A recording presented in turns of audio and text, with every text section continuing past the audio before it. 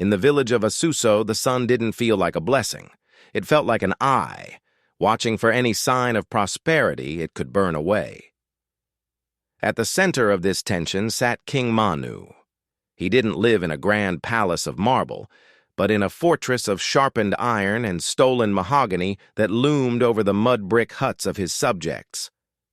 Manu wasn't a king by lineage. He was a king by hunger.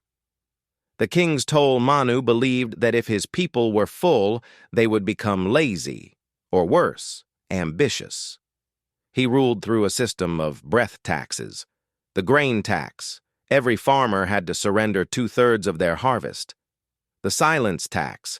Anyone caught whispering after sunset was stripped of their livestock. The shadow law.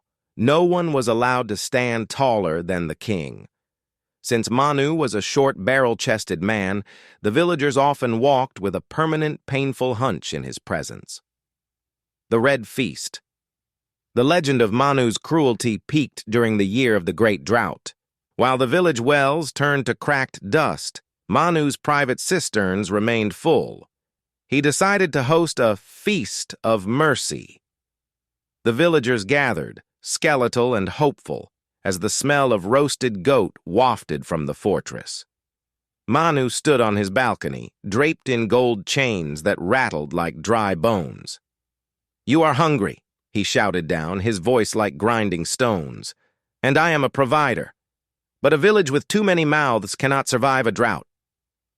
He didn't serve the food. Instead, he forced the fathers of the village to compete in a race under the midday sun. The winner would get a bag of grain. The losers would be exiled into the blistering desert. He watched the desperate men collapse from heat stroke, laughing as he tossed scraps of meat to his hunting dogs instead of the people. The turning tide Manu's downfall didn't come from a grand army, but from a girl named Elara, who refused to hunch. One evening, Manu found her standing tall by the communal well. "Lower your head." "Girl!" he hissed, reaching for the whip at his belt. Elara didn't flinch. "A king who fears a child's height is already smaller than the dirt under my feet," she said. The silence that followed was terrifying. Manu raised his whip, but for the first time, he heard something behind him. It wasn't a whisper, it was the sound of 100 villagers finally straightening their backs. The shadow law was broken. Realizing that fear only works when people have something left to lose, Manu saw the fire in their hollow eyes and knew he had taken too much. By dawn, the fortress of iron was empty. Manu had fled into the night, realizing that a king without a village's fear is just a man alone in the dark.